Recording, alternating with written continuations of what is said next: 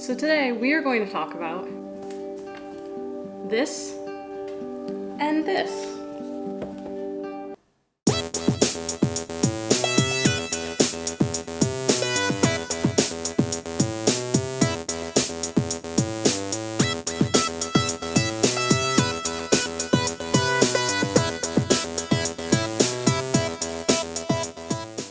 Hello everybody! Welcome to the very first episode of Music Chats. So this series of videos on my channel is going to be discussions about music. You can check out the little overview that I did right up here if you want to learn a little bit more about it. So today we have picked a vinyl off of my vinyl shelf, and for the first episode I decided to go pretty big. I chose one of my favorite bands of all time, as well as one of my favorite records of all time. And to make this extra special today, I have decided to compare this to one of my favorite books of all time. And as you saw, that book is Harry Potter and the Deathly Hallows, the final book in the Harry Potter series. And the album is Boxer by my favorite band, The National. So first, let's go over this band and this record a tiny bit. Like I said, this is one of my favorite bands of all time. First found out about them when I was in college, which was around 2004 or 2005. They played a couple times at a music venue that I used to work for, and I really fell in love with them, and they just keep getting better and better every year, and I fall in love with them more and more every time they put out a new album or every time I see them. A little bit about The National: they formed in Brooklyn, New York many years ago. Their frontman is Matt Berninger. He works alongside Bryce and Aaron Dessner, who are twins, and Scott and Brian Devendorf, who are also brothers. And whether or not you know this band, you probably know works that have been touched by any of these members in some form. They have side projects like Big Red Machine, which is a collaboration with Bon Iver, and Aaron Dessner even produced Taylor Swift's new record. So they're kind of all over the place when it comes to musical artists, and they're all so talented. I would classify this band as your regular indie rock. A lot of people I know like to call them dad rock, and they're probably not wrong. I guess dad rock isn't always a bad thing because The National is amazing. So anyway, you're probably wondering, what does this band and this record have anything to do with Harry Potter and the Deathly Hallows? These two things came out both in 2007. Boxer came out on May 22nd, and The Deathly Hallows was released on July 21st. So do you ever have those songs or those albums where you love them so much and you're listening to them on repeat just over and over and over again? And before you know it, they are tied to that time in your life. So that's the connection between these two items for me. When Boxer came out, I was listening to it non-stop. And then The Deathly Hallows came out. So I read The Deathly Hallows in 14 hours straight. I don't even think I did it on purpose, but I had Boxer playing on loop. So Boxer's a 43-minute album, and it took me 14 hours to read this, which means I listened to the album about 20 times in a row. And as I was reading, these songs were digging themselves into my subconscious and completely narrating the entire story. And as a massive Harry Potter fan, this was monumental for me because it was the end of the series, and what was going to happen? Was Harry going to die? Was Voldemort going to die? Was Snape good or bad? No one knew. So now when I listen to Boxer, it reminds me of that entire time. To this very day, when Fake Empire comes on, all I can think about is the Doe Patronus showing up in the woods and Harry following it, and then frickin' Ron rescuing him from the pond. I mean, who saw that coming? And then when Ron and Hermione kiss, it's like The National wrote the soundtrack to Harry Potter in my mind. Okay, so let's actually talk about the record. I'm going to go through just a few of these, the ones that are my favorite or most meaningful to me on the record. So the album opens up with the song Fake Empire.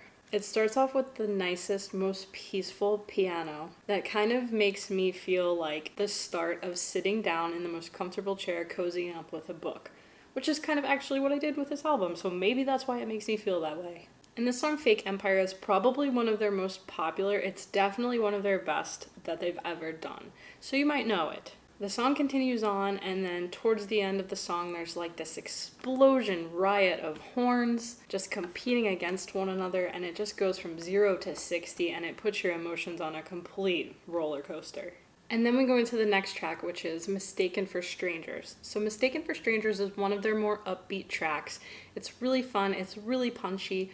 The drum beat in it is so catchy and really pulls out your emotions. And Matt Berninger's vocals just go so well with the beat. It almost kind of makes me think of like a crime drama song or something, if that makes sense to you.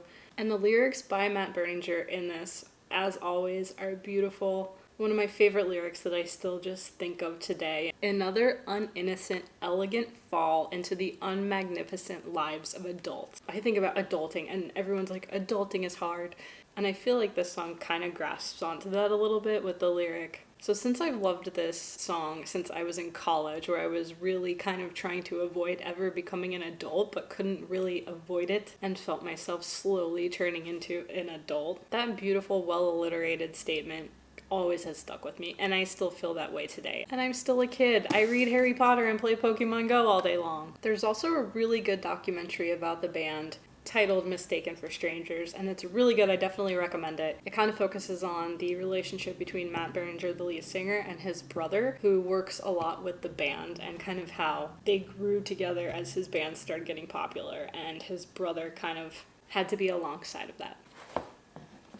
So the next song I want to talk about is Slow Show. This is definitely one of my favorite national songs of all time. As the title suggests, it's kind of a slower song. It's almost got a bit of a bluesy feel to it. The lyrics are definitely the story of this really charming, unrequited love. And this is one of the things I love most about this band, is that their lyrics are always so metaphorical and so deep to the point where you're kind of like, what did he just say? Did he just talk about a birthday cake? What about geese? Or wait, did he say geeks? If you know, you know.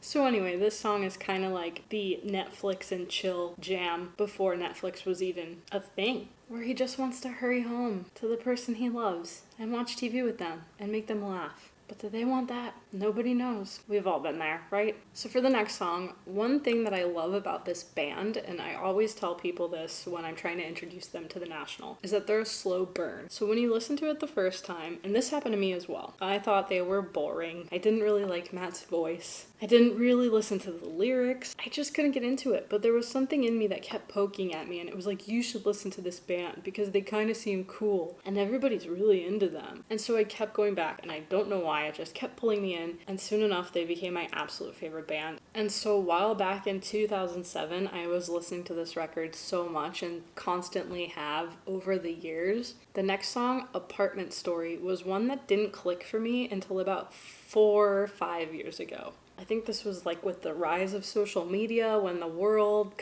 you were starting to see that there were some really ugly things in the world, and kind of just lost that naivety of some of the more awful things that were going on. And I was just listening to the song one day, and it clicked. And I was like, yes, this is life. So the lyrics in this song are kind of about going through the motions of life and just continuing to go through them and feeling exhausted by them. But then at the end of the day, settling down and just knowing that despite everything, you're gonna be okay. And y'all, I think that's super relevant for 2020. So now more than ever, you should check out the song Apartment Story because it's so relevant. Thanks for predicting 2020, Matt Berninger. So the next track, Racing Like a Pro, for me is for some reason the one that's tied to Harry Potter and the Deathly Hallows the most, and it really messes with my head. It's another slow one. It just really has like a solemn piano with Matt singing. The emotions of the song remind me of the section of the Deathly Hallows where Harry, Ron, and Hermione are apparating from place to place to place, trying to hide and run from Voldemort and Death Eaters, and searching for Horcruxes and not finding them. And the emotions in that song kind of mirror that. It's all about your mind racing. I just really feel like that's what Ron, Hermione, and Harry were going through. Just kidding, sort of, but great song. And finally, the record closes out with the song Gospel. And this is another more mellow one. I guess I'm just a fan of mellow national songs. Some of my other friends only like the hard rock songs. There's some national for everyone. So this one's almost just pretty much an acoustic with Matt singing. It's a quaint and peaceful little track. Another one of my, maybe not favorite lyrics for any particular kind of genius content. It's something I start listening to as holidays roll around. And we're getting close, so maybe that's why I wanted to talk about this song. Because it has the lyrics, hang your holiday rainbow lights in the garden. And I swear, every year, when lights start going up on houses, I think of that song, and it warms my freaking heart. So overall, like I said before, this is one of my favorite records of all time. Not only is it a record that never gets old, but it's one that just keeps growing on you, and you keep making connections with. I always tell people you never really understand a national song until you live it, which is crazy because the metaphors that are used in the lyrics are sometimes so wild that they don't really click for you until you're experiencing something and it just matches. And that's one of the most brilliant things about this band that I love. So if you don't already know this band, I definitely encourage you to listen. I put links to their YouTube so you can kind of go through some of the different music videos. There were also some links that floated across the top for some of the songs I recommended for you to go check out. And if you are an Insane National fan, like I am, I know, we're a cult. No better time than the present to go ahead and pull Boxer off your shelf because you probably haven't listened to it in a while. So that'll do it for our first episode of Music Chats. I hope maybe you learned something new, and I definitely hope that you do check out this band and follow some of those links so you can listen to a few of the songs. Let me know in the comments if you like or hate this band, what are your favorite songs, or even leave me comments about Harry Potter because I always want to talk about Harry Potter. If you're new here, make sure to subscribe and turn on the notifications so that you never miss a video. We mostly do Pokemon Go videos, but from now on we'll also be doing these monthly music videos. I hope you all have a really awesome day, and I'll see you in the next one.